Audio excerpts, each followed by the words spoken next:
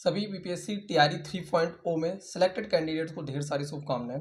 जैसा कि हम लोग को पता है कि ज्वाइनिंग को लेकर के बहुत ही लंबे अरसे से हम लोग इंतजार कर रहे थे और लगातार हर चीज़ को लेकर के डिले हुआ। लेकिन जो हम लोग का इंतजार है बेसब्री से कि आखिर कब से हम लोग को प्राइमरी स्कूल या फिर जूनियर या फिर टीजीटी या पीजीटी में जहाँ भी हम लोगों का चयन हुआ है वहाँ पे योगदान करने का मौका कब से मिलेगा, यानी वहाँ पे हम कब से पहुँचेंगे और कब से वहाँ से पढ़ाना स्टार्ट करेंगे। उस चीज़ को इंतजार को लेकर के अब पूरी तरह से खत्म होने को दिख रहा है।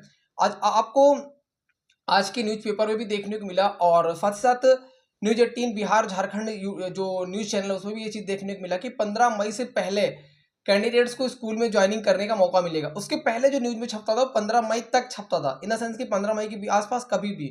लेकिन अब जो देखने को मिल रहा है वो इस हिसाब से मिल रहा है कि 15 मई से आपके आसपास आप जो है इस चीज़ को लेकर के अपने प्राइमरी या फिर अपने स्कूल में पहुंच जाएंगे और ज्वाइनिंग कर लेंगे। अभी जब मैं वीडियो शूट कर रहा हूँ तो रिसेंटली कोई ऑफिशियल लेटर जारी नहीं हुआ है, लेकिन चांसेज है कि आज शाम तक या फिर कल में आपको आयोग की तरफ से एक ऑफिशियल नोटिस जारी होगा कि कैंडिडेट्स को कब से ज्वाइन करना है। और ऐसा नहीं कि आपको अगर डेट 15 से दिया जाएगा तो आप सिर्फ 15 को ही पहुंचोगे या फिर 15 को नहीं पहुंचोगे तो आपको वो लोग ज्वाइनिंग नहीं कराएंगे, कोई दिक्कत करेगा, ऐसा नहीं होता है। ज्वाइनिंग को लेकर के एक टाइम पीरियड होता है कि आपको इस डेट से लेकर के इस डेट तक कभी भी ज्वाइन कर सकते हैं। लेकिन हाँ, जब से आप ज्वाइन करते हैं तब से आपको कहीं ना कहीं सैलरी मिलना स्टार्ट हो जाती है। ये बेनिफिट होता है कि आप जितना जल्दी ज्वाइन कर लेते हैं आप उतना कहीं ना कहीं आपको उस दिन से सैलरी मिलना स्टार्ट हो जाती है, तो ये एक बेनिफिट होता है। बाकी ऐसा नहीं, बहुत सारे लोग होते हैं जो बहुत दूर से होते हैं, फिर बहुत सारे लोग होते हैं जिनके यहाँ कोई फंक्शन है, हो सकता है कि किन्हीं के इस टाइम पे शादियों का सीजन चल रहा है तो उनके यहाँ हो सकता है कि खास जगह पे शादी भी हो तो उनको उसको भी अटेंड करना है। ऐसे बहुत सारे जेन्युइन रीजन होते हैं, किसी की एग्जाम वगैरह भी हो सकते हैं। तो ऐसा नहीं कि आप उसी डेट को जाकर के ज्वाइन करें, तो आप आगे पीछे भी ज्वाइन कर सकते हैं। बाकी जैसे ही कोई ऑफिशियल लेटर जारी होता है फिर कोई भी आता है तो मैं कम्युनिटी पोस्ट के माध्यम से चीज़ों को और भी क्लेरिफाई कर देता हूँ, जिससे कि अगर आप इस चैनल को सब्सक्राइब नहीं कर रखा तो आप सब्सक्राइब कर ले, जिससे एक एक इन्फॉर्मेशन आपको टाइम टू टाइम अपडेट मिलती रहे। अब इस बार बात की जाए तो यूपीएससी टीआरई में देखने को मिल रहा है कि 1.2 और 2.2 में सबसे पहले जब कैंडिडेट्स का रिजल्ट आया था, सिलेक्शन हुआ तो डीवी हुई थी। डीवी के तुरंत बाद लोगों की ट्रेनिंग के लिए बुलाया गया था। ट्रेनिंग हुई थी 15 दिन की डीआरसीसी में और फिर 15 दिन की स्कूल में योगदान कराया गया था, जिसका एक मंथ का बेसिकली सैलरी नहीं दिया जाता था। लेकिन इस बार देखने की मिल रहा है कि आपको पहले स्कूल ज्वाइन करा दिया जाएगा, उसके बाद आपको ट्रेनिंग के लिए भेजा जाएगा। तो इस बार पॉसिबिलिटी ये भी है कि आप जैसे ही स्कूल में ज्वाइन कर लोगे आपको वहीं से आपको सैलरी मिलना स्टार्ट हो जाएगी।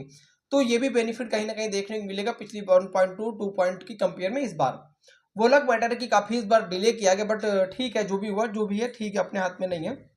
अब इस आगे मैं बातचीत करूंगा बहुत सारे लोगों जो टीआरई 4.2 की तैयारी कर रहे होंगे या फिर टीआरई 3.2 में कुछ मार्क्स से उनका सिलेक्शन रुक गया होगा। हो सकता है 1 नंबर 2 नंबर 4 नंबर सिलेक्शन रुक गया होगा।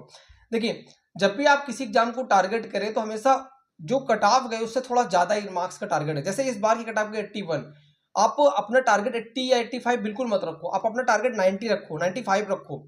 कुछ लोग बोल रहे होंगे बहुत ज्यादा बोल दिया आपने, ऐसा नहीं है।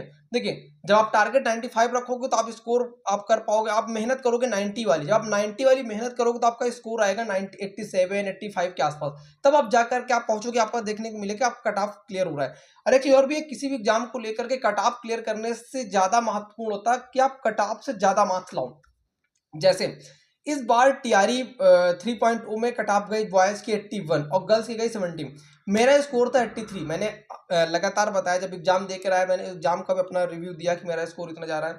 फिर मैंने जो ऑफिशियल स्कोर हुआ उससे मैंने आपको बताया, तो मेरा 83 स्कोर था।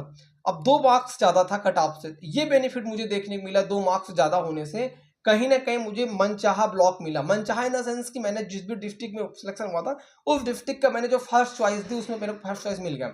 बहुत सारे, अब वो अलग मैटर है कि इस बार टीआरई 3 वालों को डिस्ट्रिक्ट अलॉटमेंट उनके अकॉर्डिंग नहीं किया गया, टीआरई 1 में टीआरई 2 में किया गया। अगर आप ठीक ठाक स्कोर करते हो तो ये बेनिफिट हो सकता है आपको टीआरई 4 में देखने को मिले कि स्कोर के हिसाब से आपने जब फॉर्म फिलअप करते हैं आपसे जब डिस्ट्रिक्ट मांगा जाता है 3 डिस्ट्रिक्ट, हो सकता है उन्हीं में से आपको कोई डिस्ट्रिक्ट अलॉट कर दे अगर आपका स्कोर अच्छा होता है। तो टारगेट करो 4.2 वाले कैंडिडेट्स की आप बहुत अच्छा स्कोर करो, जिससे कि आपका सिलेक्शन कट ऑफ से ज्यादा मार्क्स पर हो, उसका बेनिफिट आपको देखने को मिलता है। अब सवाल ये उठता है कि टीआरई 4.0 कब तक आएगा, आएगा फिर नहीं आएगा।